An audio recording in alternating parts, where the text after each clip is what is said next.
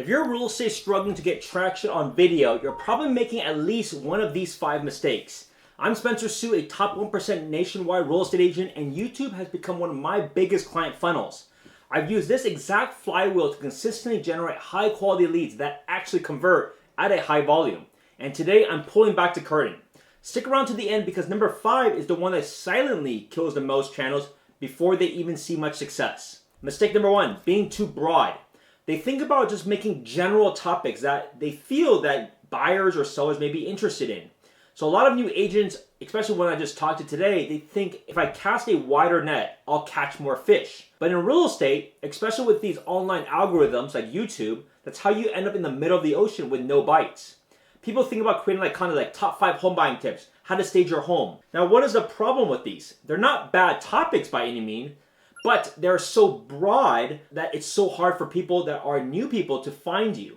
So if you're going to do that, you may say, these are the top 5 things people should know about buying a home in the Bay Area. Or these are the top things that sellers need to be aware of if they're thinking about selling their house in Chicago. Right? You got to make content specifically for a region so that you're not competing against these YouTube channels that have over 100,000 subscribers that are able to talk on the general macro level. So the fix on this is focus on hyper-local things. Don't just say one broad thing. Say specifically moving to a city, what you need to know. Because your goal is not to try to impress everyone. You're trying to impress and convert a specific type of viewer, which is ultimately your ideal client in a specific area that you're looking for.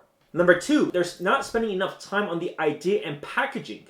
So most agents just kind of rush to shoot. They think about, let me first just get something out there. So they just throw a quick video with a title like Housing Update July 2025 and call it a day. But the issue is, and then they get crickets. Why? Because the title and thumbnail are not what's getting the people to click. And if no one clicks, it's like your video never existed. Even if it was the most insightful, perfectly scripted masterpiece that was ever created. So the fix is, before you record anything, ask yourself, would I actually want to learn about this video? Would I actually click this title?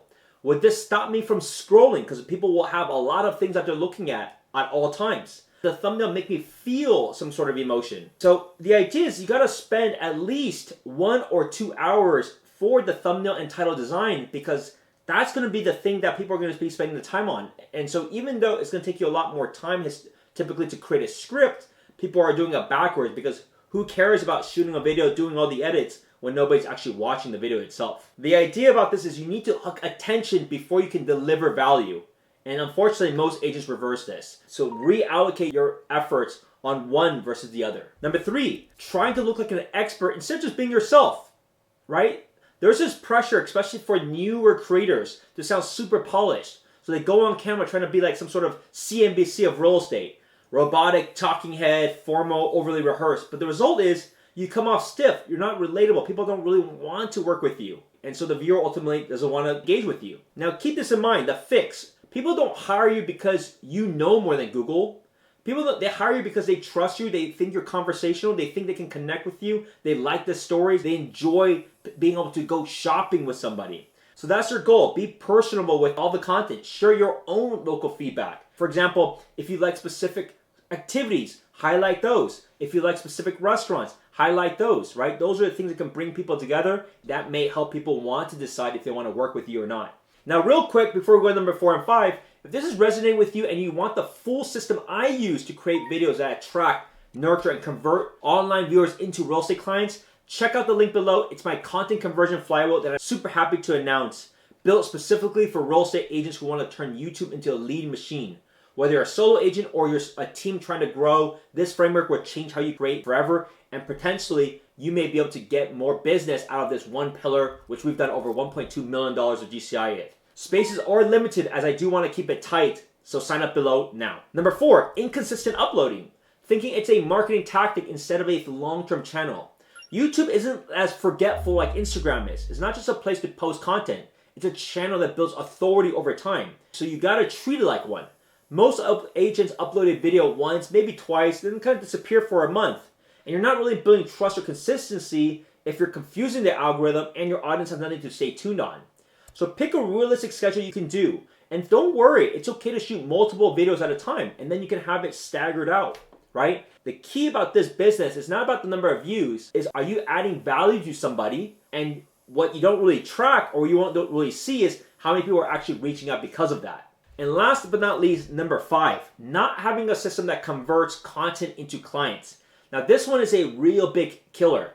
You got some good videos, you post it, maybe get some success, get some views, get some outreaches, right? But then you don't have a system that's tracking it. You may lose track of it. Do they actually come from YouTube? Do you actually have processes in place as to what happens if they reach out to you? Now, so what is the fix about that? Every video, including this one, as you can see, needs a clear call to action. Book a call, join your list, grab a free relocation guide, a way to collect leads, like on a calendar link, some sort of type form, a lead magnet. But you gotta also follow up. Those should definitely be integrated into your CRM so that you can be tracking on them, because you never know, they may still need to have a few reach outs because they may have forgotten.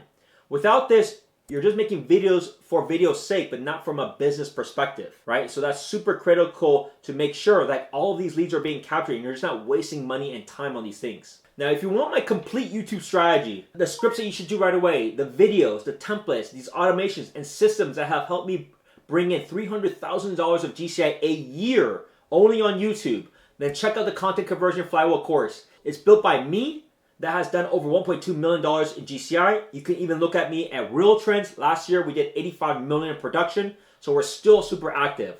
Let's build your channel and your income the smart way, and you don't miss out on this YouTube opportunity. Thanks for watching. Be sure to like and subscribe.